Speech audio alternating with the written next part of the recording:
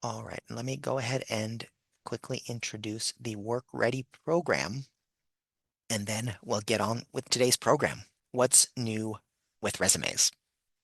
So Work Ready as a whole started in December of 2020, where we were doing virtual programs and lending laptops and hotspots out of, at that time, 20 and now 27 library locations. At this point, we've done these live virtual events, and we have over 50 of them on our YouTube channel covering the basics, resumes, like today, cover letters, interviews, deep dives into various careers, and other ways for you to think about getting a job, planning a more sustainable career path, and various other work-related topics. If you'd like to see those past programs, you can absolutely do that. We have a work and career playlist on our YouTube channel that has a very, very wide range of programs with topics on anything from LinkedIn to AI to how to run a good meeting, and many more, both hard and soft skills. And we'll have a survey at the end of this program. So if you look through that and you don't see topics that we've covered in the past, by all means, let me know. I'm always open to suggestions. The Work Ready program is made possible due to funds provided by the American Rescue Plan. And before we start the program, I also want to let you know what we have coming up next week. Next week, Tuesday, January 21st at 11 a.m., we have Work Ready Self-Exploration for Job Seekers. Last year, I believe it was maybe September, Joelle Sabator came on and did a journaling workshop that was very well received. And so now Joelle is back next week for a calming workshop that will help you get back in touch with yourself. This workshop will have time for you to answer the prompts that Joelle will give you, and they're going to be interesting and insightful.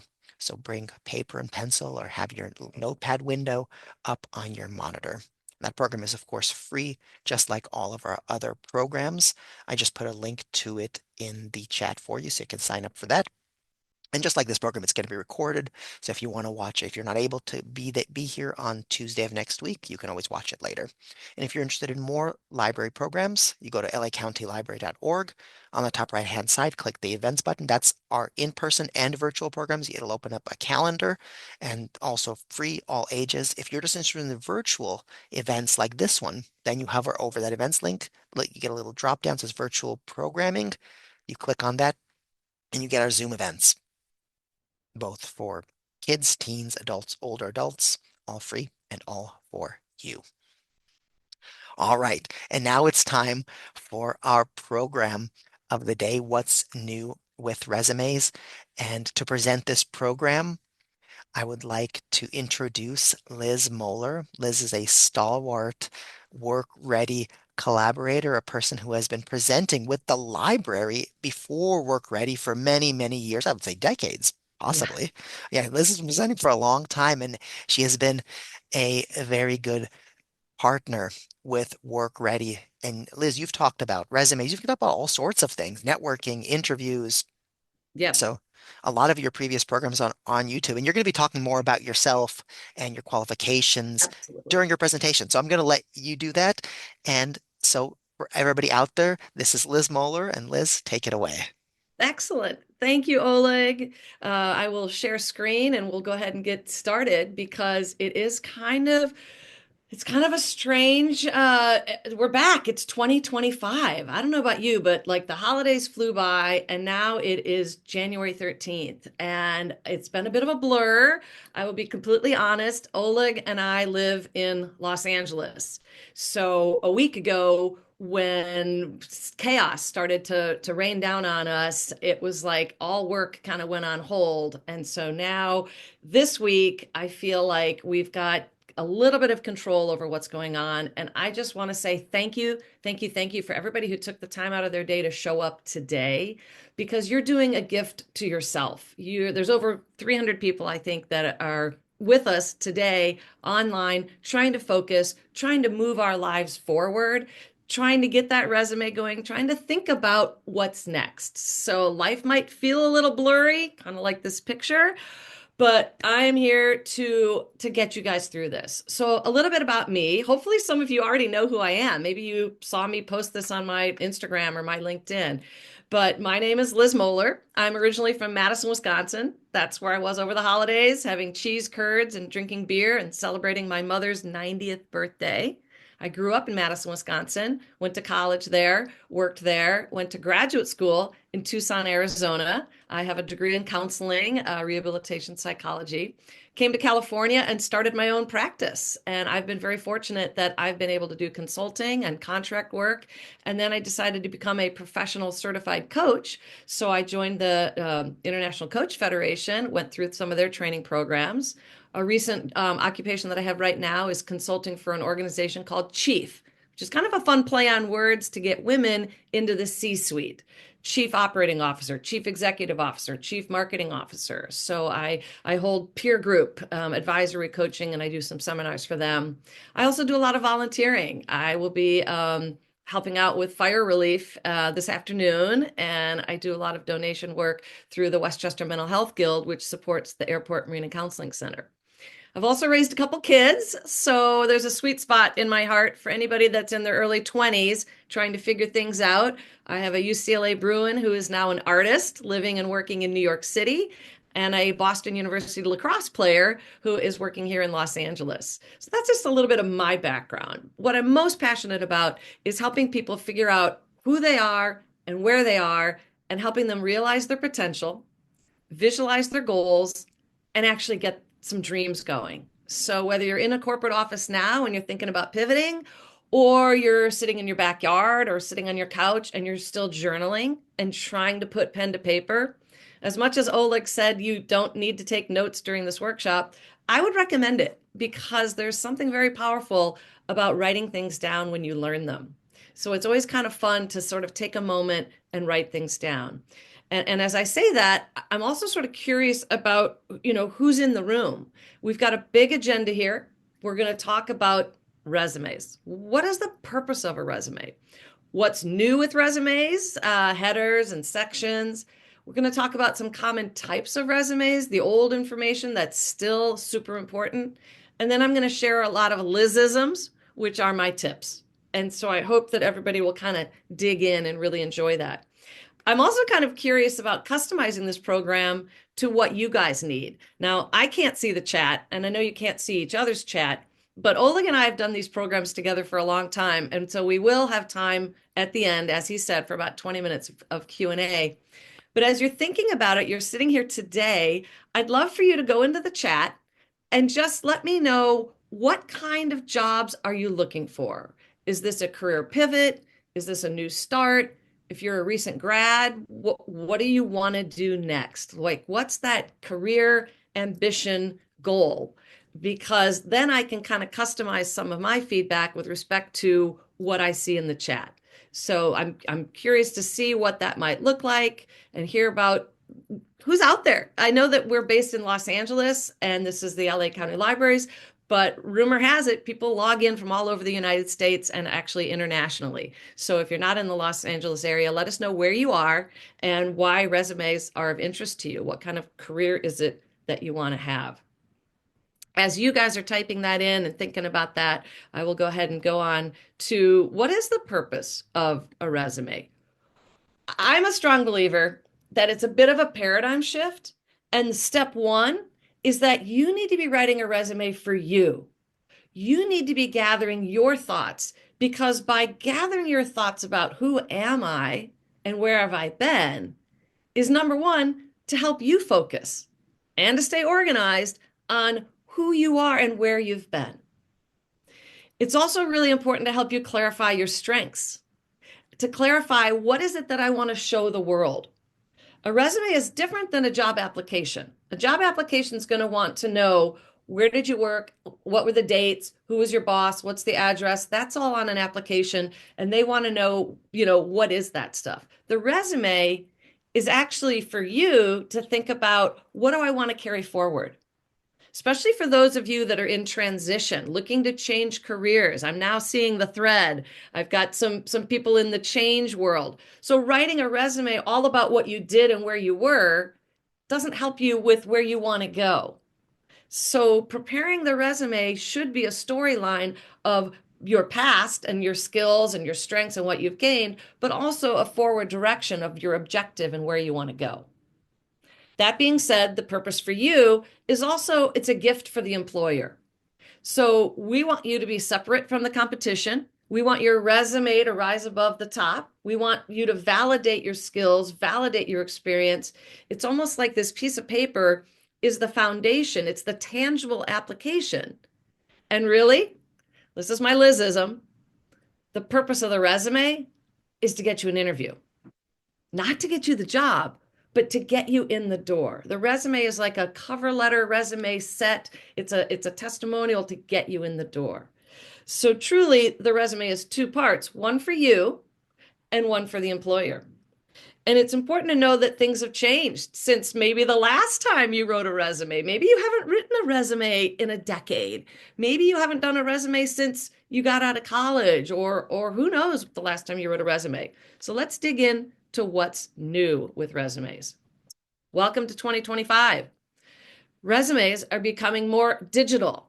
It shouldn't be a wake-up call that nowadays we're not physically walking into a building and turning in a resume. We're uploading resumes, we're putting them into a PDF format, and we're sending them. There's still a goal of being minimalistic. Just tell me what I need to know.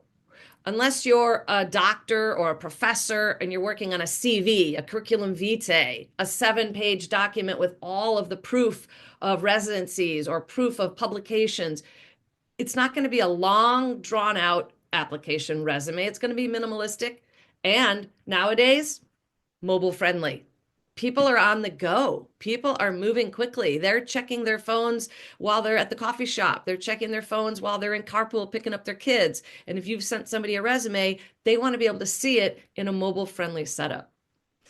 They're also becoming much more personal and strategic. People want to know, who are you? And the resume is sometimes their first introduction to you. So it has to sort of let us know who you are. And we're going to dig into that a little bit later when we talk about the different sections. Because they're also in 2025, we're putting this identity together. So it's your professional identity and your online presence. And believe me, I've been saying this for a few years now, employers do check. They will Google you and they will try to find you and they will find your photos on Facebook and they will find your videos on YouTube or Instagram. And they want to know, is this resume of who this person says they are, is it congruent and connected to the person that I'm seeing when I do a Google search? So that's a little bit about what's new with resumes. And this has been going on for a few years now that we've been in the digital age. But I think that some people might want to Google their own name and see what's online and see, remind yourselves of what you've done and where you've been so that when you do put a resume together, it's congruent. Okay, parts of the resume. Oh, I see lots of chats coming in here. So after this, what I might do is ask Oleg to give me sort of a summary of who's in the room. But before I get to the summary of who's in the room, as you're starting to think about who you are, there's 3 types of resumes: chronological, functional, and the combination. Chronological might be the one that looks familiar to you because this is possibly what you were taught in high school, that you basically want to keep your resume to the last 10 years, no more. You want it to be current chronological. And then you start at the top, current position, and then the previous position, and then maybe your education at the bottom. It could also be chronological for someone who's a recent high school grad, recent college grad. They're going to want to put their graduation at the top. That's most recent. And then the jobs that they've had, whether they're volunteer jobs or full-time jobs. But they want it to be in chronological so that those resume readers who have been reading those resumes, the human resource people, the temp agencies, the recruiters, they get a storyline. Where is this person now and where have they been before? That's a chronological resume. For those of you that are thinking about changing jobs and you don't really want to acknowledge those past jobs because you want a new job, you may want to put a functional resume together and highlight skills, highlight qualifications. Begin with what those current skills are. And then at the bottom of the resume, put some chronological dates down at the bottom Or go ahead and make it what's called a combination resume, where it's a little bit of a functional resume with what you do, and then a little bit down at the bottom. So, yeah, there's somebody that just threw a post in that I glanced at. High school students need chronological just because they're just so young. Somebody who's worked for 30, 40 years may want to go with more functional and bring in skills that they earned and they learned in the past and bring it forward again. One thing that I can say is there's no one way to write a resume, and no two resumes will look alike. So you're going to get differing opinions depending on who you are and the kind of job you're looking for. So it's very important for me to kind of give you a broad overview of what's new with resumes, but to also know that each and every resume from each and every person is going to be different. That being said, it's also important to know that each time you send out a resume for a different job, those jobs are a little different. Those locations are a little different. What those employers are looking for, even if it's the same job, hotel one, hotel two, hotel three, you're going to want to customize a resume to fit all of those. So that's something to keep in mind as well. Oleg, I'm kind of curious. Who do we have in the audience? Give me a little sampling, if you will. Sure, yes. So it's actually a fairly wide range. We have folks who just recently got out of college, skewing younger, who are just working on their first resumes. We've got folks who have been in the work world for a very long time, whether folks who have been in the entertainment industry and have now sort of been going through it with all of the different strikes and layoffs and the slowdown of the industry. We have people who have been professionals for a long time and have retired and are coming back into the work world. Folks who have recently lost their jobs at various ages and are now retooling their resume after, like you said, having not done it for a while. So it's really a wide range, and I love that it's such a wide range. But yeah, it's a very we have such a neat group. If this was in person, I would just say turn to the person next to you and talk to them because yeah, this it's a really neat group today. Oh my gosh. It's challenging though, because what I'm hoping to help you understand is going to be very different if you're 17, 18, 19 years old Mhm. and don't have a lot of work history versus someone who's in their 50s or 60s with a lot of work history. So, yes, we're all kind of stumbling through this, and it just shows that each of you are smart enough to say, we're always learning. There's always something new, and I give you credit again for just being here and being open to learning about this. The gathering of information is kind of what I call step one. I would say grab a pen and paper and just make sure that you've gathered your own information. What's your contact information? Do you have an email? Do you have a LinkedIn account? Gather the information about your education, your work experience, your skills. Don't forget about achievements. Just start to gather as much information as you can. What have I been up to? What have I done? What have I learned? Put some dates to paper. Sometimes you might need to call up your parents or a friend and say, when did we work together? What did we do? And then create what I call a master document. Just put everything in that you can think of and save that as a master document because once you have these ideas and these thoughts about where you want to go next, you may want to go back to that master document and ask yourself, when did I do that? When did I get that skill? What was I doing? One thing that you can do, which is a bit of a tip for everybody, is you can actually download a job description for a job that you've previously had. And then you can kind of go through. And I always tell people grab a highlighter. I've got a blue one, but start with a job description and highlight in green. Oh, yeah, that's what I did. Yellow, maybe I should have been doing it, but I didn't do too much of it. And red, no, that's not what I did. But use those job descriptions to help you describe what it is you did so that you don't have to come up with a blank sheet of paper. What did I do when I worked as a nurse? You could actually go online and look up job description for a nurse. Oh, they take care of patients, they change bedpans, they do blood draws, they do, and you can actually cut and paste a little bit of that information into your gathering information document and then take a look at it and say, yeah, some of this I could put on my resume. These are things that I've done. Starting with the basics, your name, let's start with a name. I tell people put the name that you use or that you want to be known by, especially if you're taking your resume out to a job fair and you're walking around introducing yourself as Liz. You don't want your resume to say Elizabeth because they might think, oh, well, this isn't the same person. Address is a little bit different in 2025. Some of us don't know where we're going to be living. We don't know if we're going to be in the valley or if we're going to be, in the Palisades. We may be living somewhere else. So maybe if you could put city. There's also privacy issues. People don't want to put their home address.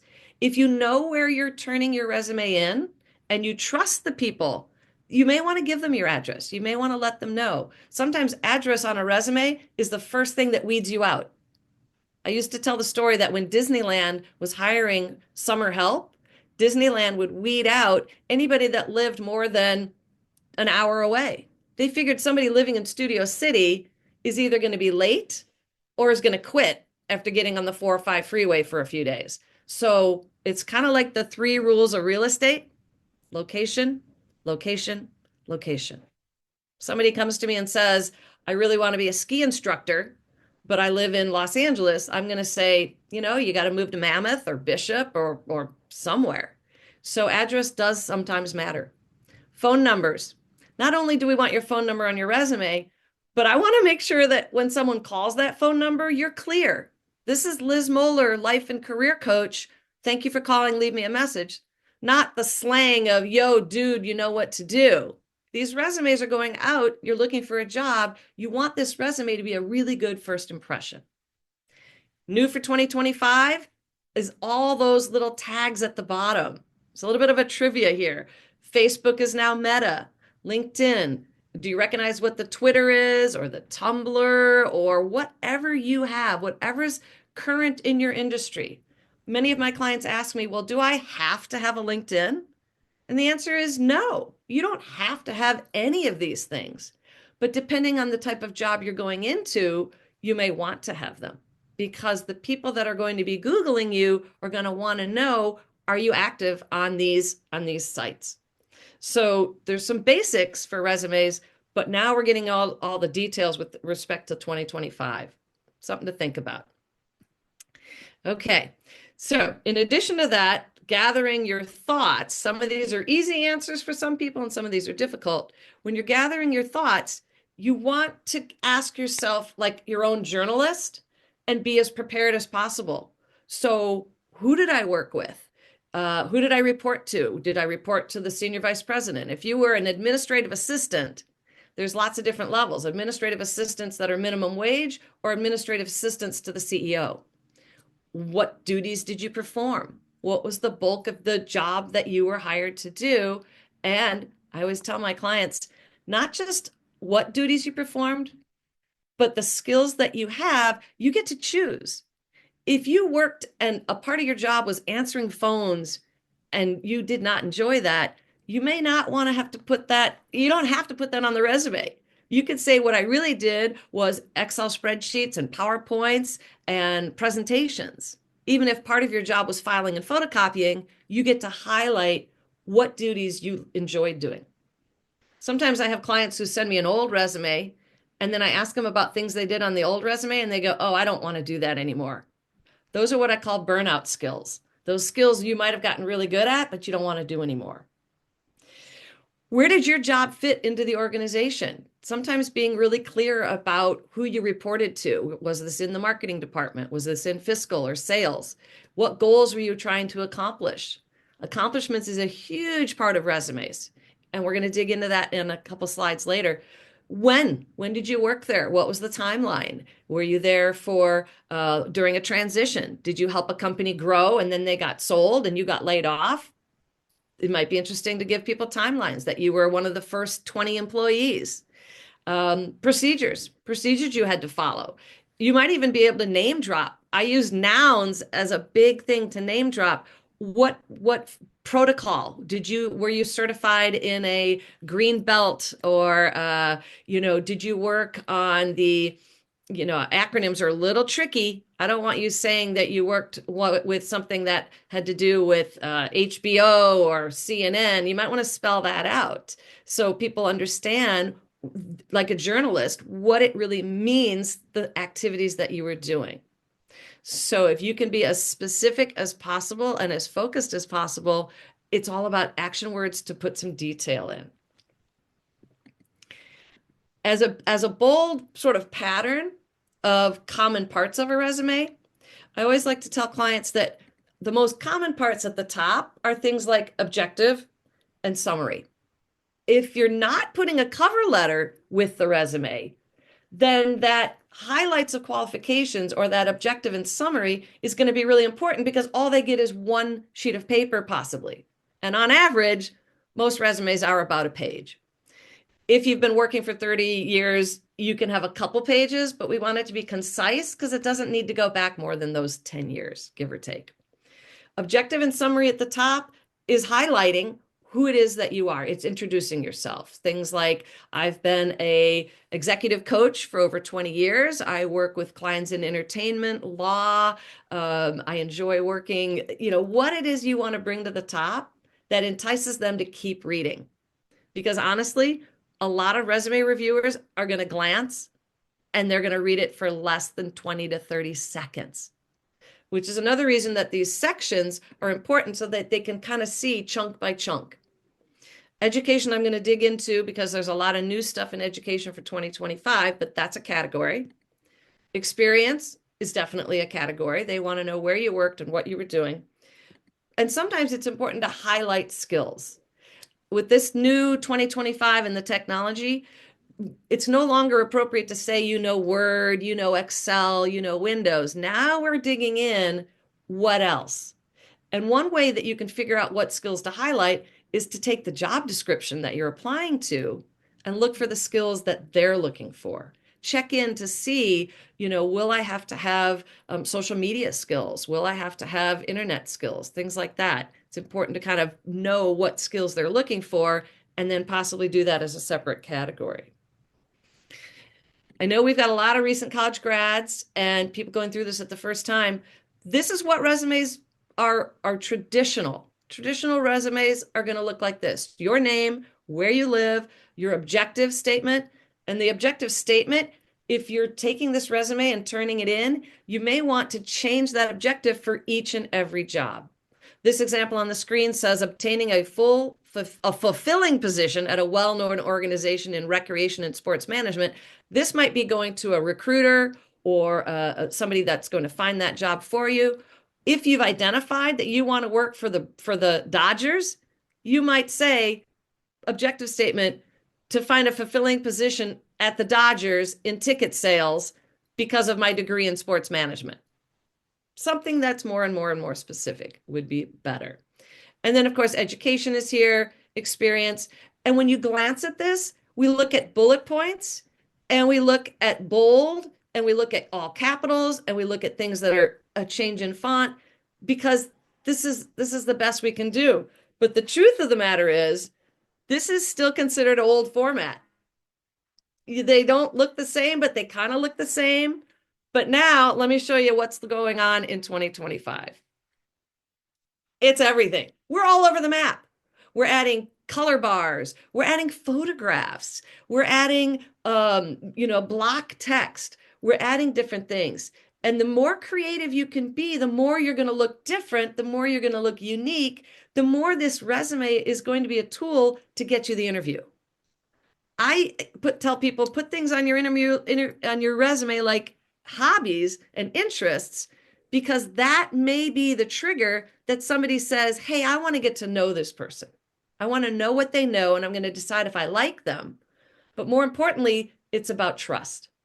I have previous workshops where I talk a lot about the road to job search success and how to get a job. Nobody's going to hire you if they don't know you, and they're not going to hire you if they don't like you. But most importantly, do they trust you? Do they trust you? So that's kind of fun that you've got to ask yourself, is this resume a really good reflection on who I am? Is it really showing me in my current, most up-to-date, best way? So I do see a lot of questions and a lot of chatter and Oleg, thank you for answering some of those questions directly, because I'm not keeping track of all the posts. But as I take a moment at sort of our halfway point, are there any particular questions, Oleg, that you want me to dig into that are coming in? Well, let me take a look and see, because we can get some of the ones in the front in the beginning. So I know there's a few people who have asked about applicant tracking systems. Is that something that you're going to cover later on the presentation, or would you like to cover that now?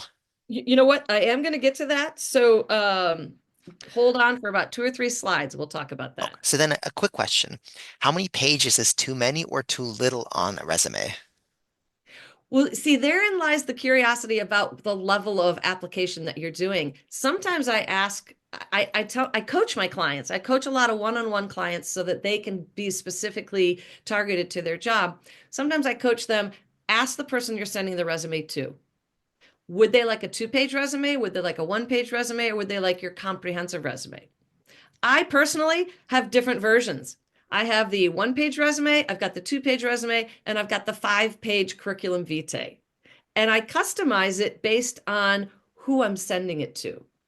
So any opportunity to connect and help them get to know you and be curious can be really beneficial. There's no solid answer on how many pages. Yeah, that's been it's interesting because 2 pages has always been like some people say like 1 page. It's got to be 1 page. Some people say my resume has been 2 pages for since grad school. Yeah. Um, and then I have a friend who's, he's a library director. He's sort of high. He's been in a career for a long time, and his resume is like 5 or 6 pages. Yeah. So if you're very accomplished and you're applying for like a high level position where the other people you're competing with are going to be very accomplished, then you're going to have to list all that stuff to make yourself stand out, right? So it's not the amount of pages, it's Yeah. what's relevant, right? Yeah. The higher level the job, the more information necessary. Excellent. So then there's another question here, and this is relevant to the slide you have up right now. I've been told not to include pictures. Is this okay now? I've been told the Absolutely. same thing. Yeah, I would not put a photo on No a resume pictures. unless I was, going into real estate or going into fashion or design, or if I was thinking that I was going to go to a job fair and there was going to be hundreds of other people and I wanted them to remember who I was or connect it back. But that's why LinkedIn has almost made resumes obsolete. LinkedIn is where your photo goes. LinkedIn is where your banner photo goes. LinkedIn is where they can actually see what you look like. So, as many as these 2025 resumes have photographs on them, I am also of the opinion that you don't need to put a photo on a resume. Yeah, So, that's a that's yeah, that's a no. right. That's a no. Exactly. Um, Yeah. let's see. Yeah, I see a lot of well, let's cover this one because I think this has come up a lot, and I think this will be a good one to then move forward with. And you've talked about this a little bit already. Um, what are the disadvantages about not being on social media, particularly on LinkedIn? Um, Mm. there's some people I know in the chat who don't want to be part of social media for various reasons. So what's your take on pros and cons of social media when it comes to job searching? You know what? This is a tricky one because it just depends. And I really appreciate that somebody put in the text chat thread that you risk discrimination. You risk discrimination if you put a photo on. You're too old, you're too young, you're too black, you're too this, you're too that. So it is tricky when you put yourself out there. But different jobs may or may not need social media presence. I mean, if you're going to interview for a job in marketing, and it's in influencer marketing, they may want to know, are you playing the game? Are you part of the influencer community? If you're applying for a job at a restaurant or service, they may not care that you're online. The reputation doesn't really matter. So don't feel obligated to do more than you need to, but just be very tuned into what that might look like online. Yeah.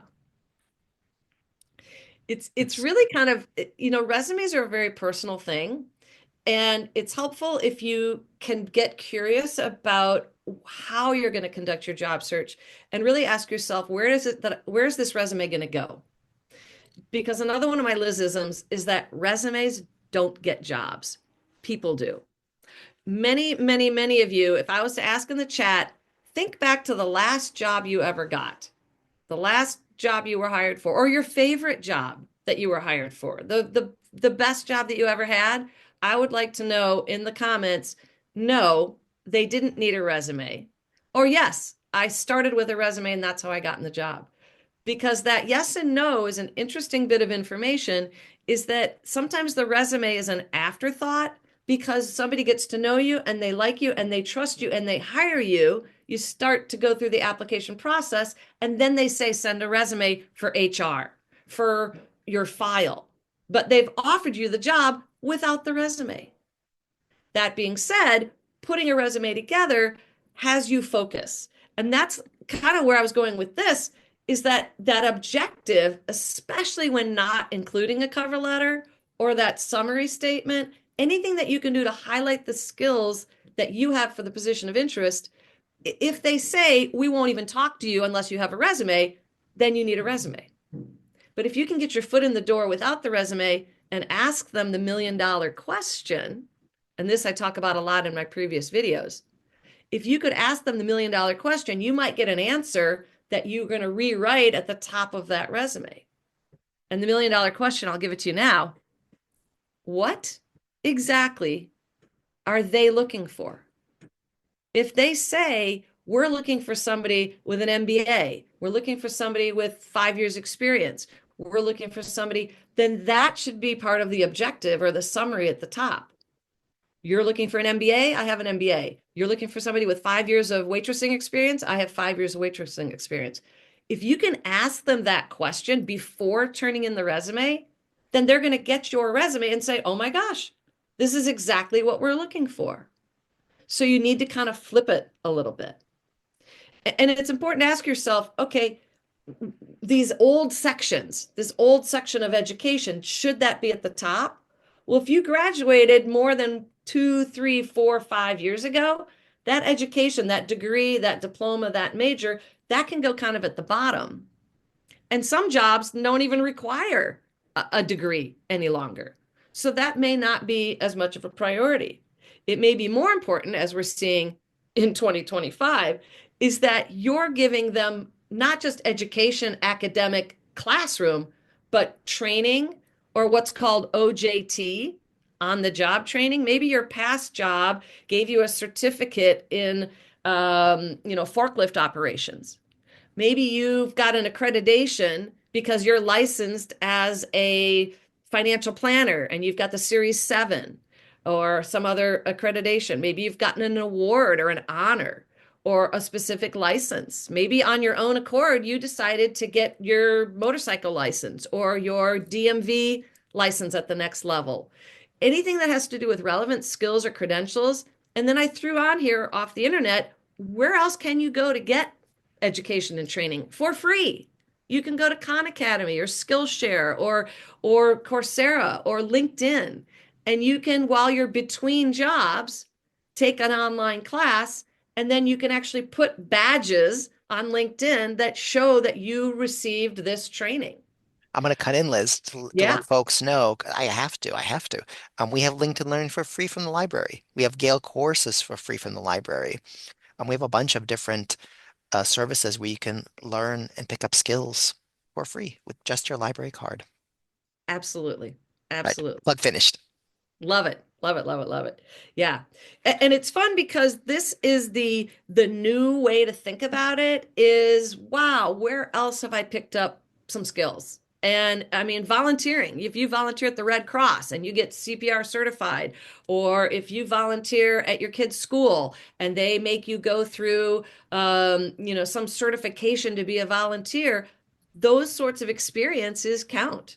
And so it's different to think about this work experience. The old way to think about it was just on a resume. I'm going to put my job title, a company, maybe a description, and the responsibilities. And the new way to think about it is to be able to elaborate and be very detailed and more focused on specific skills, quantifiable achievements, because it's more about what you can do and how well you've done it rather than just listing it. It's at the top. It's the technical skills, the key training, the language, what you've brought to the table. Your achievements and accomplishments should be on that to make you stand out. You don't want to be somebody that, it looks generic. So when you're cutting and pasting from a job description into the job, you're going to want to add more details. So I'm here to talk about details because I want to teach you how to write the most effective, like, bullet points. So how do we do that? I like this little owl guy because he's the who. And the logic to describe your experiences is this who format. What did you do? And remember, if you're rewriting the resume, let go of the things you don't want to do again and dig in and elaborate on what did you do. Not just what did you do, but what was the outcome and how did you do it? So the example here, if you were a manager, we want to know that you managed a team of how many? 10. What were they? Direct report professionals. How did you do this? By using your organization and time management. These are soft skills, but here's an opportunity to put them into the resume. But what was the result? 90% of performance feedback satisfaction rates, 5 stars. So the team leader is being real specific by telling me even more details. So that who model can be a really, really fun way to sort of pull out of you, what you want to do. It's also important as you're going through sort of these tips that you begin with the end in mind. This is another Lizism, but it's also a Stephen Covey book, the 7 Habits of Highly Effective People, and begin with the end in mind. So if you ask yourself, where am I going to send this resume? Am I going to print it at home and have it beside me, or am I sending it digitally? And you can see in this example, there's 2 different types of resumes. One he threw his picture in. That's the online digital version, maybe more of a storyline versus the one that he's printing. A trick I'll give you is if you are going to print your resume, go to the Kinko's or the copy shop or Staples or Office Depot or wherever you're going to print. See if they'll give you bonded paper. See if they'll give you paper that's just a little bit thicker so that somebody says, I like this. It feels better. It's sturdy. It's solid. Bring this one in, this one with the nice ivory quality paper. That's just a simple little tip. But what we want your resume to do is stand out from the competition. The old school of resumes is what I call just updating them. And I am actually not a fan of applying for jobs online. How many of you have sent hundreds of resumes to Indeed or hundreds of resumes to Monster, and then you wonder why nobody's calling you back? Well, the answer is that you're one of hundreds. And it's really hard to stand out in a crowd if you're one of hundreds. So the 2025 approach is to be targeted, to do your research, to go on to, if it's a temp job, which temp agencies are filling the positions you want. I have a very dear friend who's decided that she just wants to work because she's not comfortable staying at home and she wants to do catering. She wants to go to fancy parties. She wants to deal with really good food. So she found a catering, it was like a temp agency that only deals with caterers. And she puts in her availability. And when she's available on a Friday or Saturday night, she looks at what they're looking for, looks at what the location is, and decides where to go.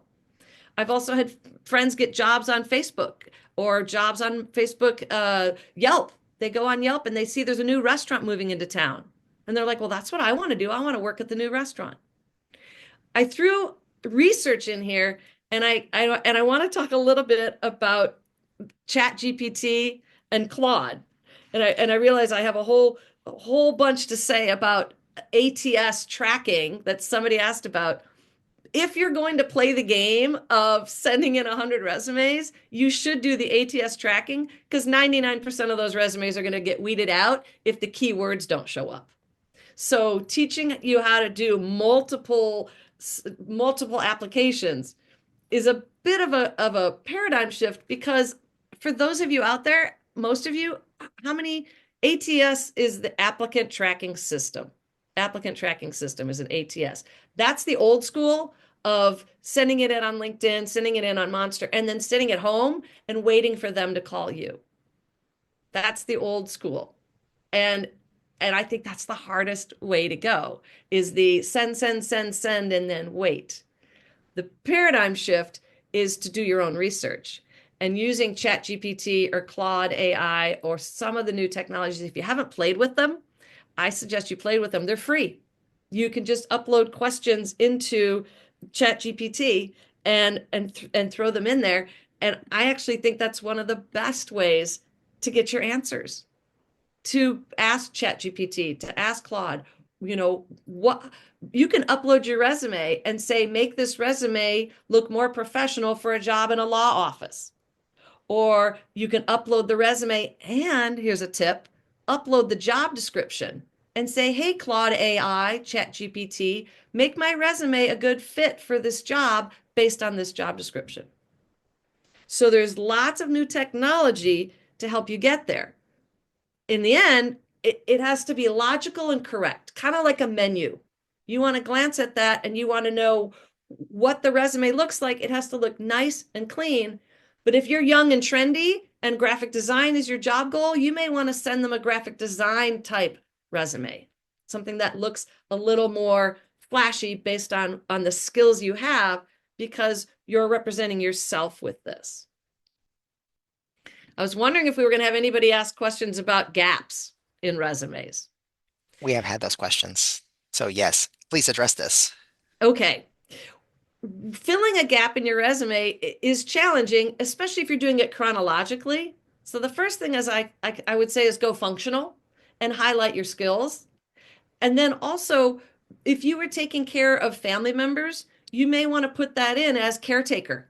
And then what that included. Did you drive them to appointments? Did you help them with their activities of daily living? That caretaker role, if you're applying for a service position, they may want to know how comfortable are you with the elderly? How comfortable are you taking care of people? If you can take care of your family, you can probably take care of our customers. So if you personally got sick or were injured or had to do rehabilitation, you may want to explain that in a cover letter. You may want to explain that you took a year off because you were recovering. You took some time off to travel. What did you learn traveling? A lot of times I'll ask clients, do you speak a second language? Are you culturally sensitive? Where can you fill in these gaps in your resume with some experiences? I know here in Los Angeles, volunteering is on the uptick. Thousands of people are feeling helpless at home because of these wildfires. This is a great opportunity to walk to your neighborhood church or your neighborhood YMCA or your neighborhood something or other and offer to help.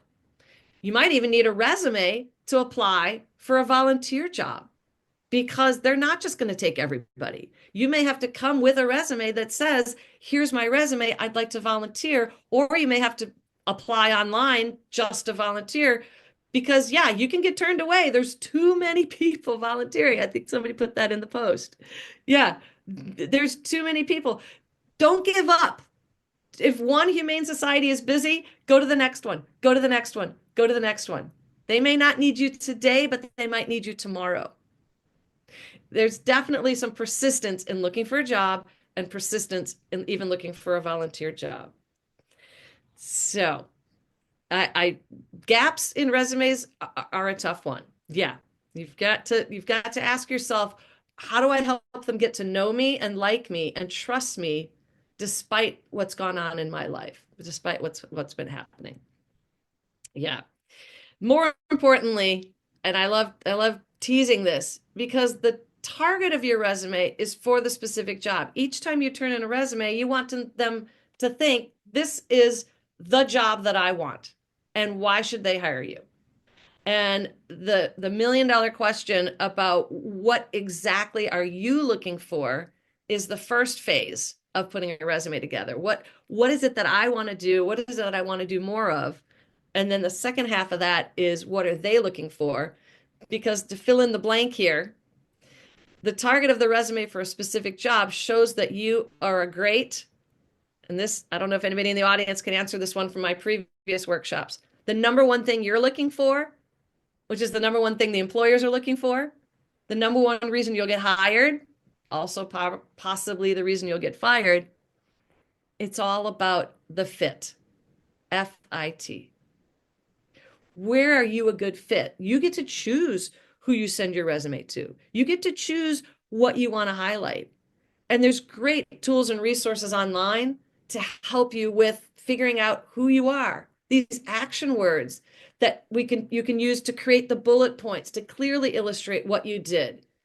We don't want a resume that says managed office buildings, managed people, managed this, managed this, managed this. We get that. So, what are the other words? Managed, supervised, led, coordinated, created. We want to use a variety of words because sometimes they're just glancing and they're not looking for a manager, they're looking for a leader. They're not looking for a coordinator, they're looking for a developer. What are those key words? And then I love sharing this one. The tip is in the details. Dollars, percents, numbers, numbers, percents, dollars. Filling in the gaps. Hired, trained, and supervised 10 new staff members to deliver products within 24 hours of shipment arrivals. Increased customer satisfaction through effective onboarding of 5 employees. Facilitate job training, periodic written assessments, resulting in a 90% customer retention score. Save the company $10,000 annually. Were you working for a company with $1 million in sales or a company with 500 in sales? Were you supervising 25 people or 2 people? Dollars, numbers, and percents. I know we're getting into the top of the hour, so now I'm going to give you a couple of my really easy tips. One is be ready for people to glance at it. Make sure you proofread it. Oleg and I were talking earlier about somebody who left something on a draft of their resume. That was a question that a friend had typed into the resume. Did you really do this? And it was embedded in the resume, and the person didn't proofread it, and it showed up after they got to the interview. Always bring a copy of your resume to the interview because you want to remember what you shared with them and be able to refer back to it. And they may have misplaced your resume. So always show up to it. You may not need it, but proofread it. And we don't want you to be screened out. I always tell my clients, in 2025, it's no longer these copies that are going to pile up. We got to clean things up, and I want you to digitize and save every draft. And here's the Chat GPT logo to get it proofread. I think I'm right on. I'm almost at my 2 minute mark because I just want to make sure you guys understand that there's so many tools and resources out there, and a lot of it is having technology help you because we're in the technology age. And even if you don't think you're going to use AI in your job, having an awareness about it, even if you're a recent high school grad or if you're towards retirement, getting a new job, they might upskill you and want to teach you something new. If you can learn it ahead of time, you can go into ChatGPT or you can go online and take a course or watch a video and learn something before you even need it. So I hope this has helped. I hope your new resume will get you an interview. And I'm going to open it up to questions. So would love to, and if you have personal questions, if you want to reach out to me, I am pretty transparent. You can find me on LinkedIn. You can find my website. You can email me directly. I love this topic, and I want to throw it back to Oleg to say, what are some other questions we have from our panelists? So you really get your questions answered while you're here today. We have so many questions. We're going to try to do our best. We got about 20 minutes for questions. So we're going to try to answer as many as we can. Go for Um, it. so let's see. This is an interesting one, actually, because this is something that many people don't think about. Why do people, for some reason, now don't know that people have multiple jobs? I've come across this a lot. I was starting to think I was going insane, but they have no idea. So for multiple jobs, do you just include those on your resume just concurrently, like so whatever to present and then whatever to present out next to each other? Oh, I love that question because for those of us that are a little older, we didn't grow up in an environment that had side hustles. It Hmm. was considered moonlighting and you weren't supposed to do it. But nowadays, I think that the younger generation, and now we have a lot of generations in the workforce, and I love studying workforce development and what's going on in work and how can we make work a better place, acknowledging that people have multiple jobs and multiple interests and hobbies that they're doing simultaneously should be on the resume. Absolutely. And that's tricky because then you have to ask yourself, is this focused and is this important for the other people? If I'm interviewing for a job, and I'll give you an example, I was coaching a lawyer, and this lawyer had a podcast, but her podcast was about hair and makeup and Hmm. beauty. And she was like, I don't know if the law firm is going to be happy about me doing a beauty blog podcast, which is something she's very, very passionate about. But as I coached with her, I said, you know what? You've learned so much about public relations, media, marketing because of that podcast. I think the law firm might like to know that that's a skill set you have. And Mm. she was hesitant at first. She was like, well, maybe I'll put it down as a hobby. But sure enough, when she got to the interview, they wanted to know how many followers do you have? And what does this podcast look like? And she just reached out to me. I checked in on her. I do like a follow up, 3 months after she started her job. And she's like, guess what? They want me to be the face of the law firm doing a podcast on law and the law practice. Hey, So those side hustles can really pay off. It can really pay off. Yeah. absolutely. So let's talk about references and companies that close, bo former bosses that are no longer with the same company or have, are retired.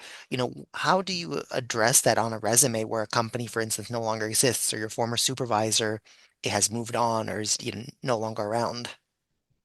I think that's a great question. And I think that the more honest and truthful you are, Mm. if your company was merged with another company, you might want to put that right underneath the name of the company. So somebody may never have heard of OBG Corporation. You're going to want to spell out that that was the old boys group and that the old boys group is now Meta or whatever it is. And you might even have to describe it, a marketing and service agency developing systems. You might want to help people understand where you've been. So absolutely want to fill in more details about what those things were. Yeah, and if you got laid off, you certainly want to have a story about that, but you don't have to say, I got laid off on the resume. You can just, transition and hopefully that resume gives you the interview to talk it through. Yeah, you just have I mean, on the resume, you just have a date. So you just Oh yeah. worked from this date to this date. Right. Right. Yeah, but there is a lot of explaining now because there's companies, it used to be that when somebody said, "Oh, I worked at such and such a company," everybody knew that company. Nowadays, there's so many small companies that are growing that start out and then they Mm. don't make it that nobody's ever heard of. Right. And here's another Liz tip I'll give you, those of you that are sticking on. Old school was get a job at a big company for security. New school of thought, especially in cities like Los Angeles, is there's more opportunity for growth in a small company that's growing. So find out who's growing and who needs help, and then target your jobs there. So I have a question about, well, I'd say I see a lot of questions about when to use a functional resume. And you mentioned, there are a chronological resume, which is year by year, and then a functional resume, which talks about the different functions that you've done or different skills that your work has focused around. And then there's of course hybrid. So if somebody, for instance, has 30 years of experience, but most of it has been in one job, like in one company, one job, would that be a place for a functional resume? Because otherwise you just have like one entry. Yeah. Especially if you've been working at one company, you may want to go back and consider what you came in as. Did you come in as an associate or an assistant and then you got promoted to director and then you got promoted to vice chancellor and then you got promoted, go ahead and show those as separate jobs and maybe even highlight them a little bit so there is some progression so it doesn't look like you did the same thing for 20 years.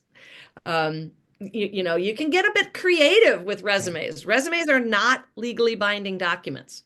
Resumes are a story about who you are. So you can get creative about how you highlight the skills that you want to carry on. Functional resumes, I usually recommend when people are changing industries, changing careers, they're pivoting, and their work history is not something they want to do anymore. So I use these for my career changers, those that want to go from being a CPA in a firm to a designer doing clothing. And they're going to need something that's going to highlight where they picked up all these design skills. So that would be more functional than chronological. That makes sense. Yeah. So it's really the skills that you're trying to highlight. Yeah, So exactly.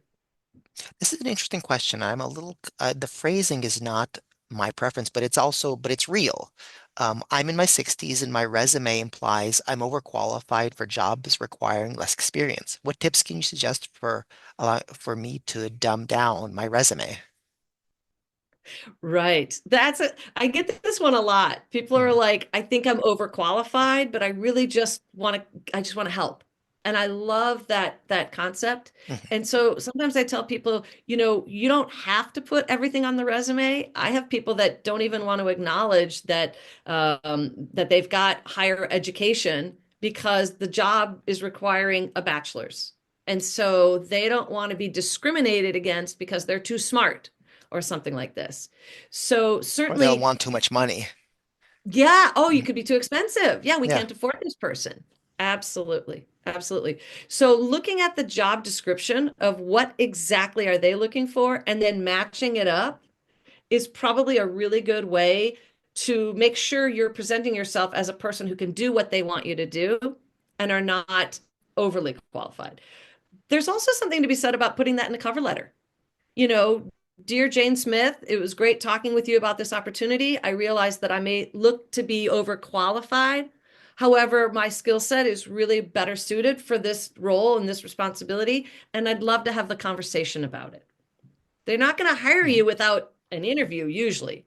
It's very, very rare for somebody to submit a resume and get hired immediately if they don't know you and haven't really figured out if they like you. The resume is the introduction, but what you want to do is you want the resume to open the door. You want it to give you an opportunity to walk through. So sometimes less is more. Mhm. Yeah. So this is a software question. What's the best software to create the resume in? Do people make more interactive resumes with hot links and videos and images, or just embedded in PDF? What's your software thoughts? What are your software thoughts? I'm so glad you mentioned this because I had it in my notes under that crowded slide where I say digitize everything. If you're sending a resume that you think someone's going to print out, make sure you send it in a PDF format. If you're Mhm. sending it digitally, you can go ahead and embed hot links if you'd like to the company you used to work for. If you want them to understand what this company is and you send it as a digital resume, then if they're curious, they can click on it and it'll take it to the homepage of the company you used to work for. So it's another one of those that I'm going to say it kind of depends because things can get moved around. And I've had historically, because I've been career coaching for over 30 years, I've had clients work really, really hard to line up the dates in one column and the job titles in another. And then they send it to somebody and then they print it and it gets all messed up. And so I always say send the copy as a PDF because that way it's going to come in like a photograph. It'll come in looking nice and pretty the way it is. But nowadays with digital, as I said, LinkedIn's almost replaced resumes. So I also tell my clients, make sure you're going into LinkedIn regularly and updating what it is you did at different jobs because LinkedIn will continue to just stack on top. Each time you get a new job, you post it on LinkedIn, it'll update it. So your information needs to be changed and updated accordingly. And there's not really any one software that's going to work, but it's how you manage that software. Yeah. I'm looking at the. There's also Oh, go ahead. Sorry. there's also some websites that will give you instead of LinkedIn, they'll give you like a digital resume. And some of the sites will charge you to upload your resume, but you can do like a resume video and you can upload a little video where you say, "Hi, my name's so and so and I'm from Wisconsin and I did such and such." So there's lots of really new technology that's worth exploring. I was going to say I'm looking through the questions and there's so many ATS questions, applicant tracking system questions, and I just want one thing that I want to point out is that there are no hard and fast answers for how to get past applicant tracking systems and how to get past the AI and the filters. And the reason for that is because there are many companies that make applicant tracking systems. Applicant tracking systems also mean different things. So for some companies, an applicant tracking system is part of their system is the filter. For some recruiters, an applicant tracking system is just where they put, it's like the Rolodex. It's where they put applicants who Yeah. apply, and then it basically keeps it's a database that they keep track of. And also different companies have different filters on how they so so when asking, how do you get past applicant tracking systems, it's a question that's practically impossible to answer other than basic things like don't make weird formatting on your resume and make sure the text is machine readable. Right, right. And I think we talked about those in some of our previous resume Yes. classes where, like you said, stick with the Times New Roman, stick with some basics, Mhm. don't put color image, things are going to be messy with the ATS. What I can tell you now is that with technology going so fast in 2025, you're right, a lot of companies do have online applications. And Mhm. so the resume is almost obsolete. You can upload it maybe. Mhm. Maybe you can upload a cover letter, but more often they want you to fill in boxes that are going to be cut and paste, which Mhm. is why if you have a master document, you're ready to go and you can cut and paste into their applicant tracking system, and find out what exactly is it that they're looking for, and then make sure those keywords are matched up with the keywords on your resume. Yeah. Let's take a little detour here. Can you speak about the things we need to keep in mind related to accessibility for people with disabilities of the reader? So Ooh, I think referring to okay. the making the So resume, maybe the resume accessible when it's sent to folks. I mean, I guess we could address this in a couple of ways. One is when you're creating your resume, making it accessible if the reader on the other end has accessibility issues. Or if you have a disability or you're differently abled, how do you address that on your resume? So again, two angles. yes.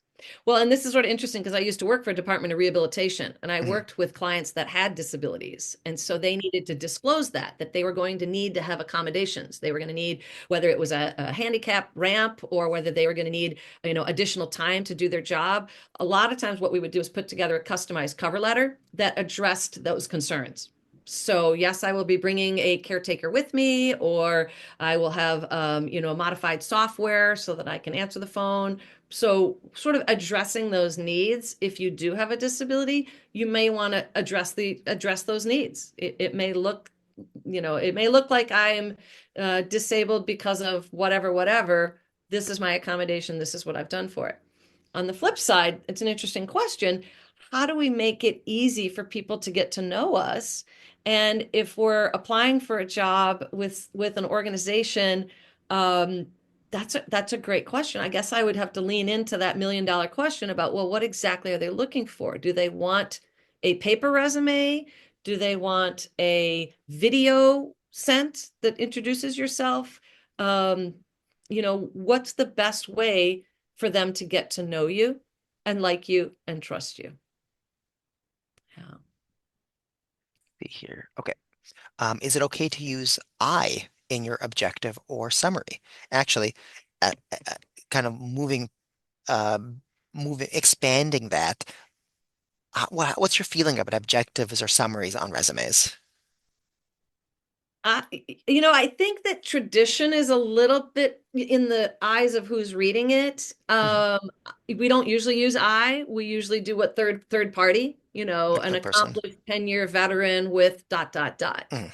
So rather than So I am an accomplished. Yeah. yeah, yeah. Yeah.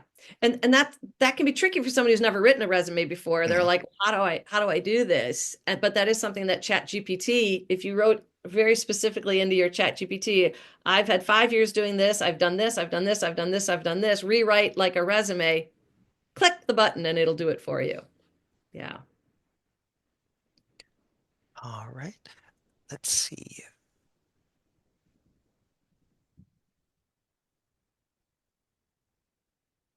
We're getting a lot of folks that are still talking about pictures. Let me Oh, see if I get a good question just to kind of move in a different direction. Um,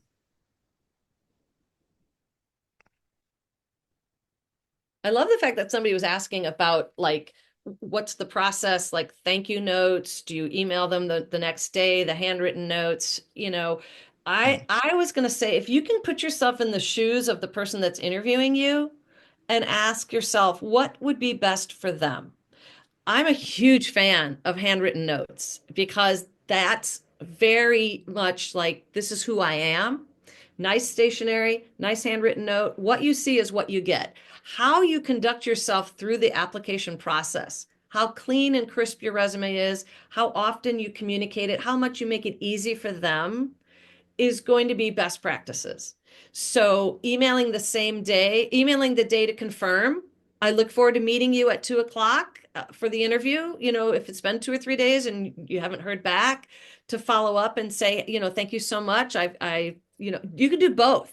You email them a thank you, and on the day that you finish and you can even address something that came up in the interview. It was great talking with you about ABC. I know you're really, really interested in A and B. So let me tell you more about that. I didn't think of this during the interview, and it may not show up on my resume, but I do have these additional skills or Mm. experiences.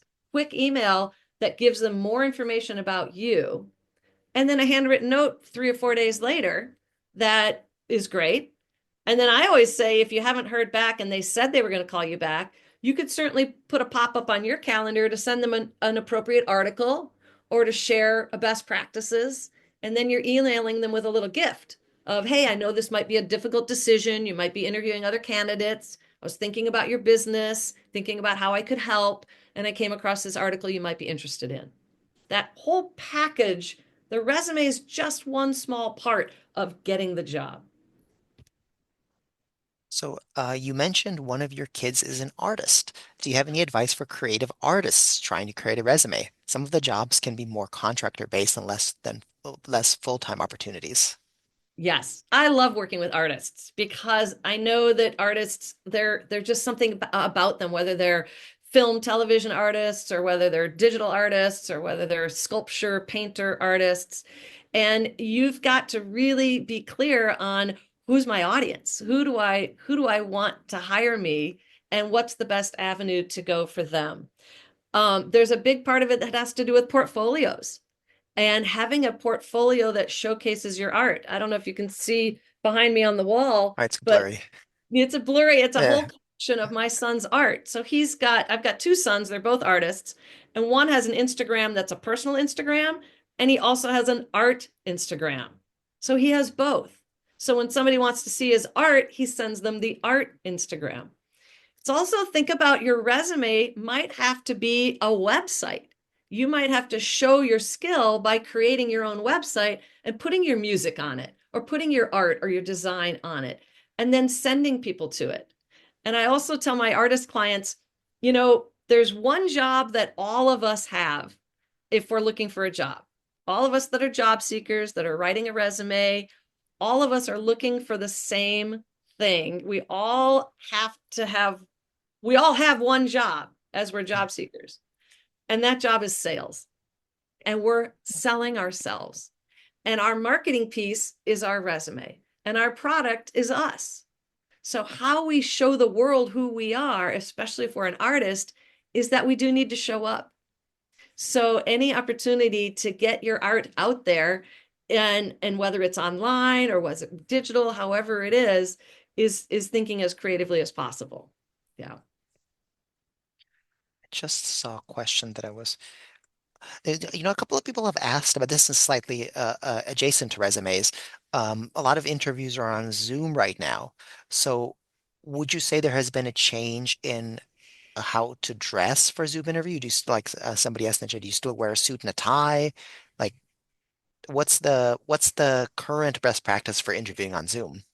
That's a Especially there's going to great be multiple question. interviews. Yeah. Yeah. Well, the nice thing about Zoom is you only have to worry about, yeah, I don't have to you don't have to know if I'm in a dress, if I've got high heels on, it's just right here. But it is about dress to impress. Dress for the job that you want. Put the earrings on if you're a female, put the makeup on if that's appropriate. It's tough. For a man, you might want to put the suit and tie and want to be careful what's in the background, blur it out if it's a bit chaotic, or put up a background like Oleg has with the library, something professional. Yeah.